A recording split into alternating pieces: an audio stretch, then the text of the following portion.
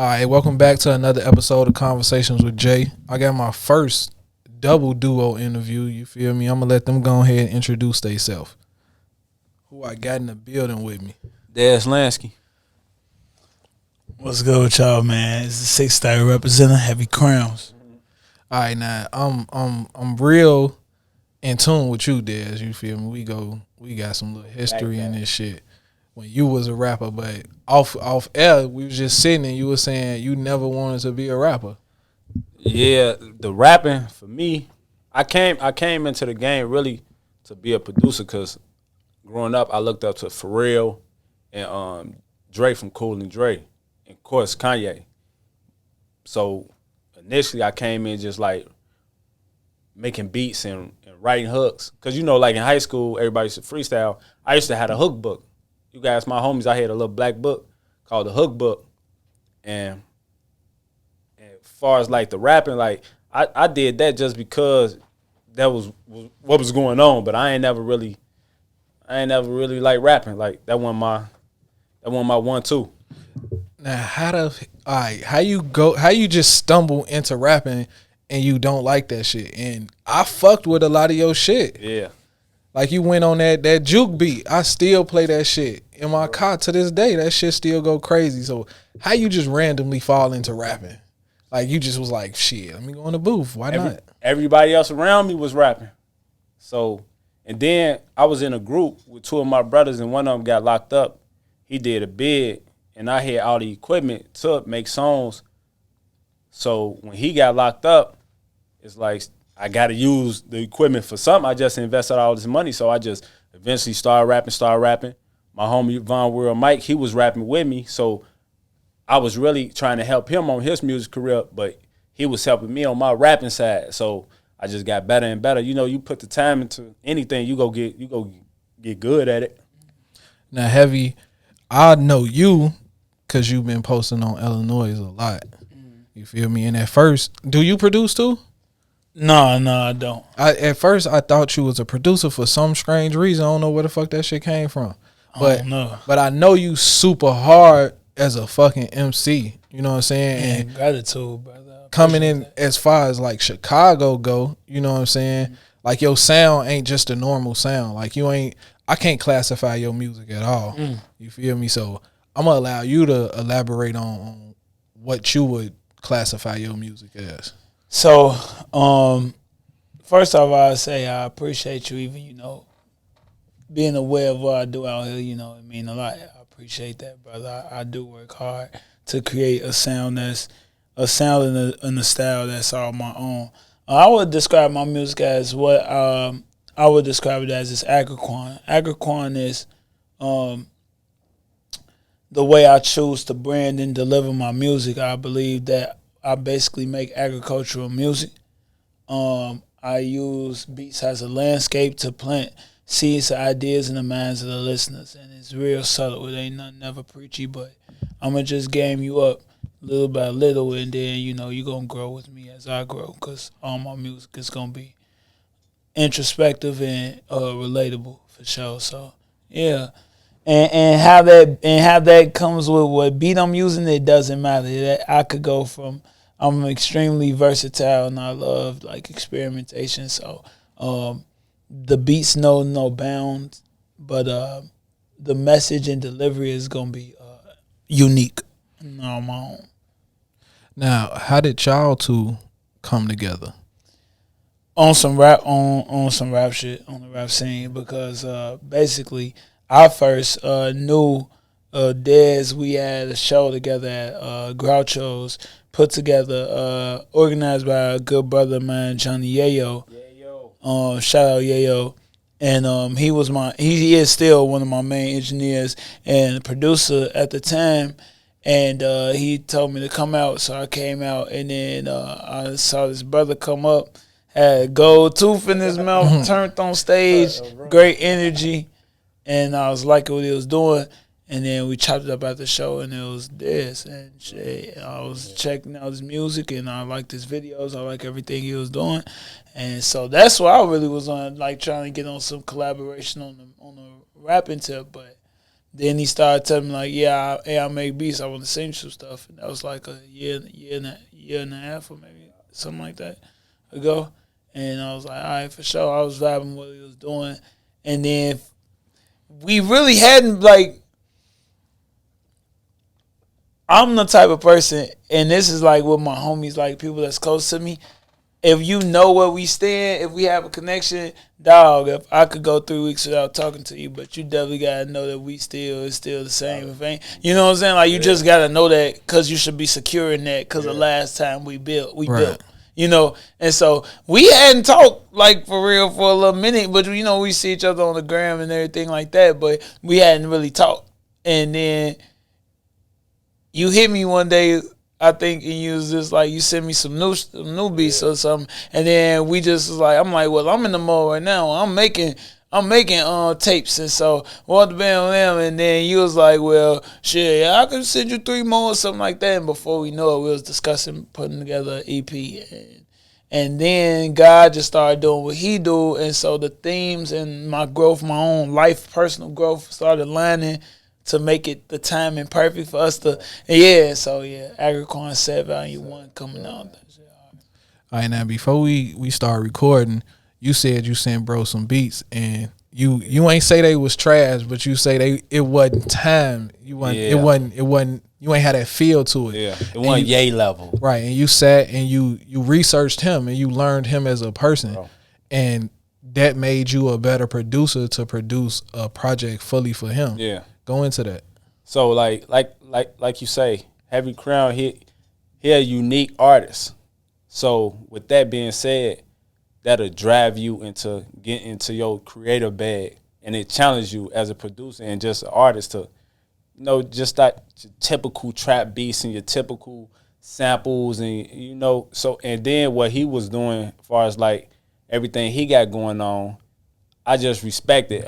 As a black man, first, just respect what he got going on, because a lot of people won't step out and deliver the message he delivering, because, you know, people, oh, that's lame shit. No, that's real stand-up shit. He know who he is as a man. That's a lot of people we need to really figure out who he is before we jump out there, and just to see that he know who he is, and it's just respect level, like, far as with bro, like.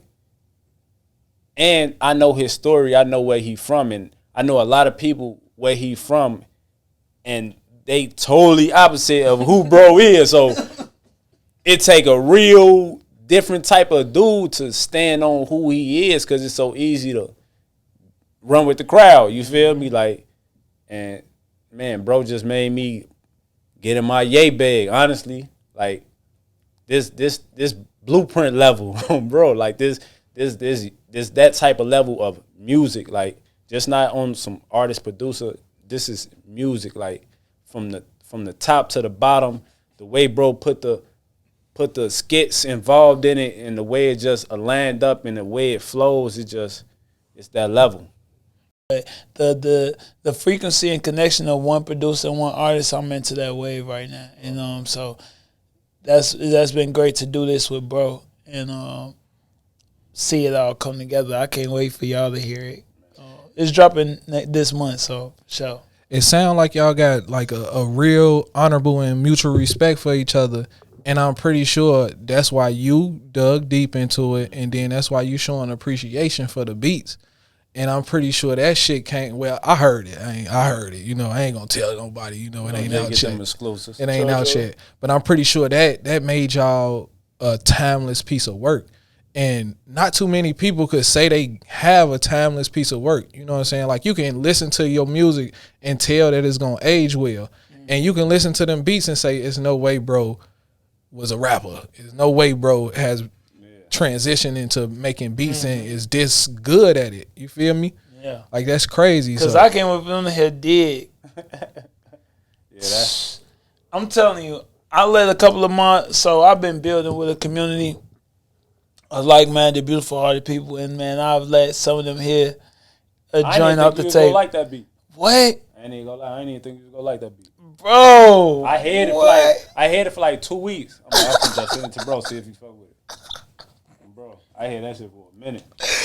Hey man, do you know my God, bro. People be, man, I listen to that 9 times in a row, bro. Man, I listen to that all night, bro. Man, I'm like in a real way, bro. You know what I'm saying? Like, the drum pattern, you so nuts, bro. You really, yeah. You see how I did? You see how I did it on the tape? Where I had the introduction be kind of just random. Yeah, man, yeah. Bro, look at y'all just talking about this shit. Like, y'all super excited about this shit. Yeah, I mean, it's really a beautiful tape. It's a dope tape for sure. Now, where did the name come from? Agrikwan. So, I was going through a growth in my life, as I often do, and I was at a point, because at first I was describing my music. If you would have asked me, I would have told you my sound is Afro drill. That's what I was saying for a while. And basically what I felt like that was rapping over heavy bass, heavy 808s, and with positive messages with sprinkles of Afrocentricity in the lyrics. So I was saying like 6/3 tribal ground, or like tribe, or like, you know, variations of that. And but I began to feel like that was kind of limited to what I'm able to do as an artist, because I'm not always going to be rapping on a heavy 808 beat, and I'm not always going to be rapping on a beat that reminds you of drill, yet being positive. And I felt like, although it's very intriguing when you hear, you're like, oh, Afro drill, it's still limited to me as it pertains to the production and the and the method of delivery choice. And so when I thought about what I really do as an artist, I was like, man, bro, it's really like I'm really into agriculture. Like, I'm into watching and helping people grow. And like, I don't want to be preachy, so I'd rather just plant a seed. You know what I'm saying? I don't want to, you know, come off that way. But I still want to be positive and share the messages I think that'll be important for people's growth, you know. And so I'm like, dang, okay, I make agricultural music. I plant seeds. It's like I work a landscape. It's like I do field work. It's like my hands are tools in itself. And when I hold another brother's hand, or when I invite him into the store, and then it was like we doing field work, we slowly coming together, and when we start talking about bigger plans, we landscaping it. You know what I'm saying? And you know, it got like that. And then Quan came from is a word that encompasses principles, the principles of love, community, respect, and wealth. And so those are like all I rap about. And combining the principles I rap about with the method of delivery, agriculture, Agrikwan. And so and I'm gonna just get people comfortable and familiar with that through these 3 tapes, Agrikwan set 1, 2, and 3, and it's gonna be a fun ride for sure. All right, now I want to ask both of y'all. I want to know each one of y'all favorite song, and I want to know why is that y'all favorite song off the project. I know man's off back. Greatest moment. Just, I'm gonna start with the beat. The beat alone is, like I say, yay level. Is yay level. Then what bro did with it was like, it's just, with everything that's going on right now, what bro talking about on that beat, it's just, you can really rap to that song and just look outside and you will feel like you in a music video on bro. You get a chance when y'all get this, listen to Greatest Moment and just ride downtown, ride through the city, ride everywhere, and just look out the window. It's a movie, and that's why I rock with it. And that's crazy. And on the tape, it's called Harvest Moments. But I say definitely, and it's crazy, man. That's alignment, because yes, Harvest Moments is definitely my favorite.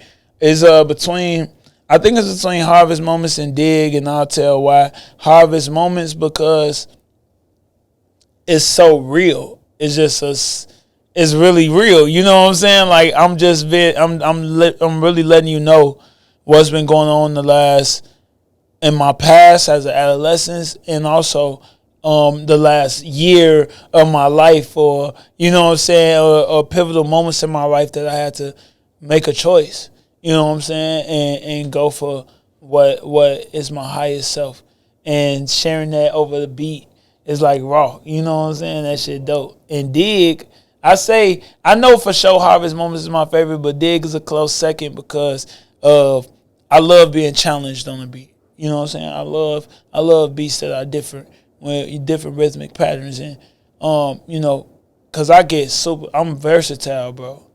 And I think I showed him that, you know, on this tape. I didn't think he was gonna like that beat at all. Yeah, and I did it nasty, bro. I kept it dirty, bro. Oh my goodness, it's so hard. And so, yeah. So Dig is dope because it took me out of my box and I was getting raw with it. It was raw. So yeah, those two for sure. All right, now on your IG, you say you a 63rd representative and a hood activist. At what point did you look around and say, I need to be there for my community? So, yo, what's good? What's good, family? How y'all doing? Livy, what's good? It got to a point, I'll say my junior year of college, probably like 2013,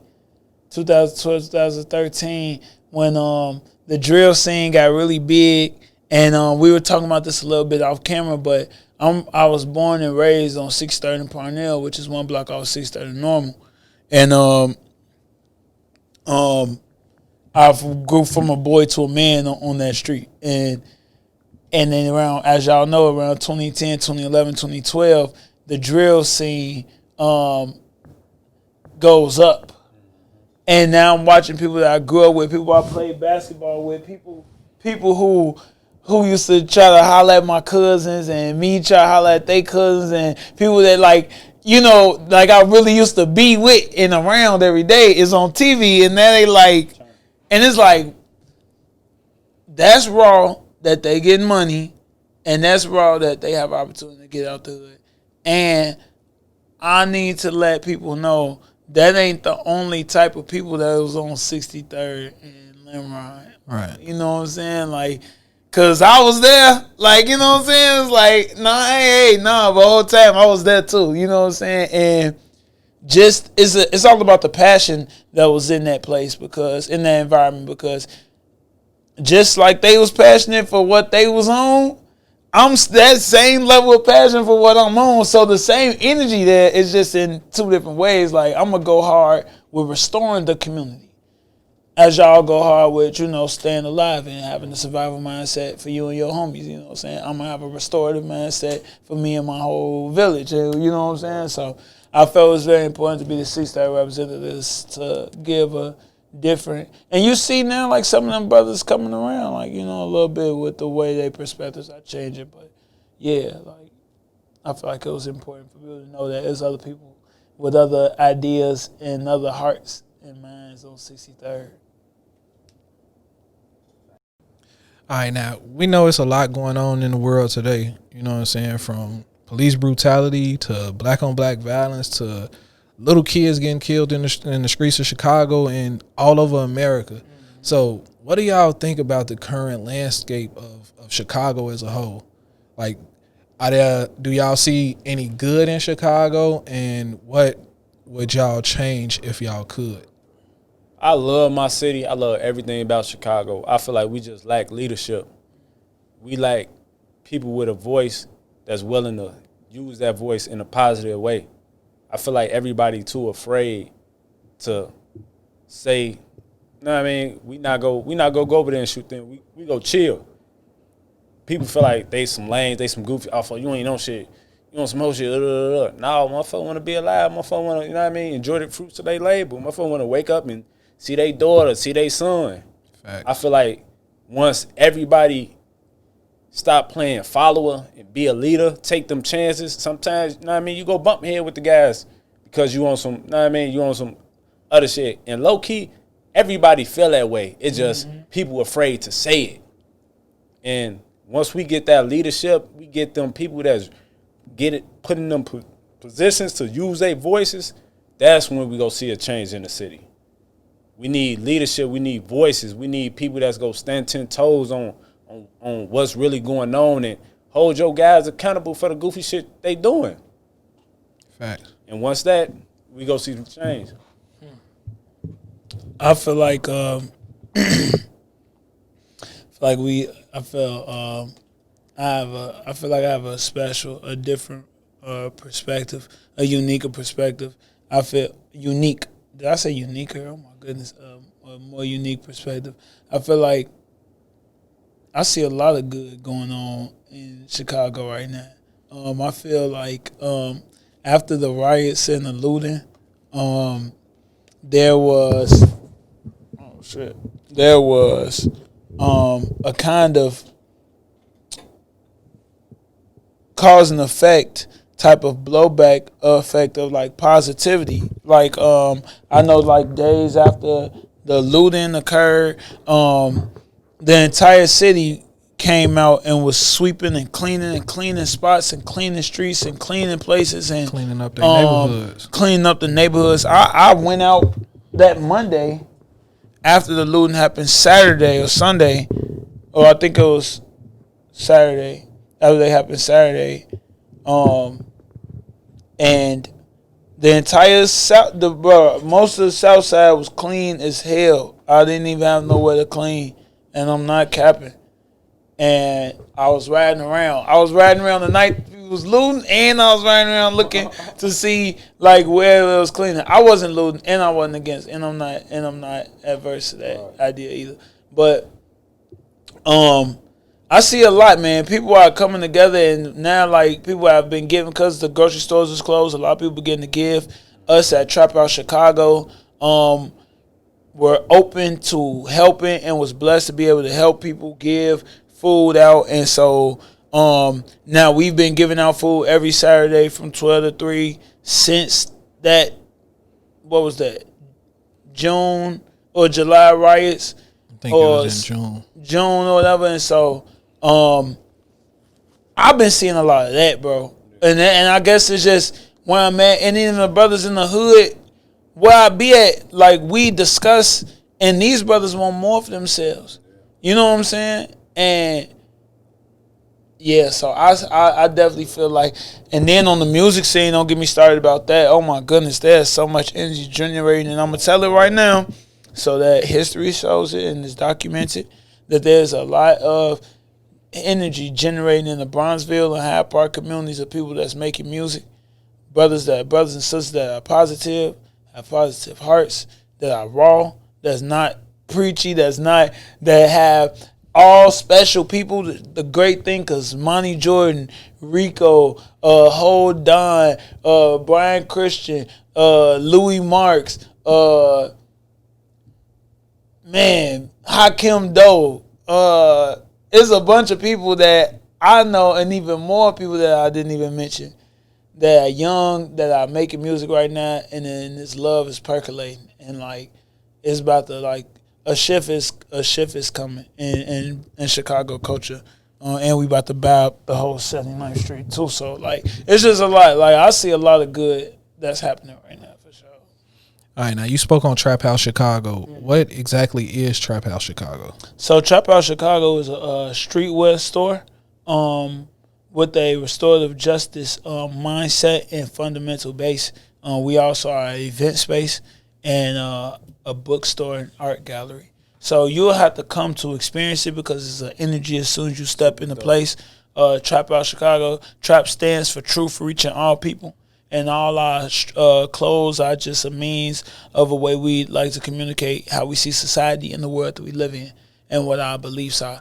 We are radical about restorative justice as opposed to a punitive, pointing finger, this is, you are, is your fault, to a, well, how can we, where do we go from here, holding accountable each other with love, type of way to go about things. And so we radical with that, and we radical with our positivity, and our clothes raw too. And so, and the space is dope, and it's an amazing vibe. And so, and it's right there on 79th and Cottage, in the middle of the South Side. And I just think that that's all God's work right there, because you in that, if anybody sees you in front of that store, they're gonna know what type of person you are already. So you're not gonna get touched. So you there and you comfortable. And because we've built over the last 2 years in that place, we've built relationship with the community. And so they know us, and they know what we about. And so, yeah, Trap Out Chicago. It's crazy because you right, like you say, you in the heart of the South Side, you in the heart of the hood. You own one of the most busy and dangerous corners in Chicago. But somehow y'all there and y'all doing beautiful things. And you say y'all did that from building with the community. Yeah, man. I just gotta tip my hat and to my brother, the CEO and visionary, Mashawn Ali, who Trap Out Chicago is his baby, has been his baby, and he planted those seeds. Because at first we was on the first concept store was on 79th and Ashland, and he went in with faith and a lot of courage to see that turn into a storefront, and bringing me in the second concept store on 79th and College as the store manager to run the space and community coordinator to coordinate all that we do in the community. I gotta give my hat out to him, bro, because he cold. Like he is one of the pioneers of restorative justice in Chicago. And if you are not familiar with what it is, like I encourage you all to look it up. But restorative justice is simply just, instead of pointing fingers and being punitive, restoring relationships as opposed to deteriorating relationships between, and mainly with a focus on our judge and our court systems and how we treat prisoners and the criminals and how we look at criminals and everything like that. So, yeah, I got to tip it off to him because he was able to go in that place, and because of how much love he exudes, build with these street brothers and sisters and people, and, you know what I'm saying, know that it's authentic. And one thing about people in Chicago, if you real, it's to the utmost respected because you got to be thorough. And once they saw he was thorough, like, we was able to lay the bricks down. All right, now, Dez, you got your own clothing thing going on, Cloud Camp. So, yes, sir. When did you start that? I've been into fashion, like I say, from making beats, growing up looking up to Pharrell, Kanye, and everything they had going on. As far as the Cloud Camp, I just, I was doing my own thing with my homie. We was going back and forth to NIU, going to little parties, selling our T-shirts, selling merch and stuff like that. And me and him, we separated, did our own thing. He doing his thing, I'm doing my thing. But as far as the Cloud Camp, the Cloud to me, it's just a Cloud is just super unique and just super, like, we don't know too much about clouds. It's a whole different world of its own. And that's how I look at my Cloud. Like, it's just fashion. It's streetwear. It's the new thing in Chicago. Like, I want this to be FUBU level, Off-White level, BBC level. Like, that's what I'm shooting for. So, as far as the Cloud Camp, we dropping the collection beginning of August, and we just go keep it going from there. And this one of the T-shirts I got on right now, this the icy blue, blue icy, and be looking out for it come August. All right, now, both of y'all got a lot going on. Y'all got this project dropping. When it's dropping this month? So when is the date? We floating with anywhere from the 5th to the 15th right now, but it's looking like the 15th. Okay, the 15th. That's a Saturday. All right. So I know y'all both super excited about this project. Is it anything else y'all want to touch on before we get up out of here? Matter of fact, hold on. I know exactly what I want to ask. Bro, you said you was a teacher. Yeah, I was a teacher. We could definitely talk about my life or career path or whatever if you want to. Yeah, so what grade did you teach? So from 2015 to 2019, I was an educator. My first year I taught seniors college readiness and life skills. So I would teach them anything from helping them with college applications to how to handle yourself in an interview, to how to write up, to how to best describe yourself in an interview, to stocks, to anger management, to anxiety, to depression. We would discuss all these different matters, and then from there I went on to teach diverse learner students basic education, and then I was a dean for a year, and I was an activities coordinator and a basketball coach. within those 4.5 years that I was in the education system. And then I had the opportunity to go on tour last year for the month of June. Hit 27 cities in 30 days in a van with 3 of my homies. And about amazing history. I'll go into that later, but the Red Summer Project was a tour that me and 3 brothers scoped it to tell the story of race relations and how the lines of 1919 that separated black from white caused death and murder are the same imaginary lines that we put in between ourselves now. And if you know a person, you're less likely to hurt him. And so we crossed the state lines to go and touch and meet other people and tell them the story of the race riots of 1919 through music, through art, and through dialogues. And so we did that in 27 different cities around America and in Canada. And so I had to leave my job teaching to do that. And so I left. I did that. And God just kept a nigga through that season because I came back and just had out jobs and, making it happen. And now we here at Trap House building. And so, yeah. Man, both of y'all got some dope stories. So, like I was saying before I asked that question, is there anything else y'all want to touch on? Man, be looking out for a lot of EPs from me, working with different artists. I got an EP I'm working on right now with Casboy Trey. I got an EP I'm working on with an artist named Devin, all these upcoming Chicago artists. I'm working on my own EP. It's going to be a compilation with various artists on there. Be looking out for Mo Collection from Cloud Camp. And be looking out for this Heavy Crownz EP. All right, go ahead and get the people to social media so they can get in tune with y'all if they trying to get a beat, get a collab, get some merch. Hit me up on IG, Cal Clamp Lanksy. Be looking out for that collection dropping early August. You want a beat, DM me. Let's talk. Let's work.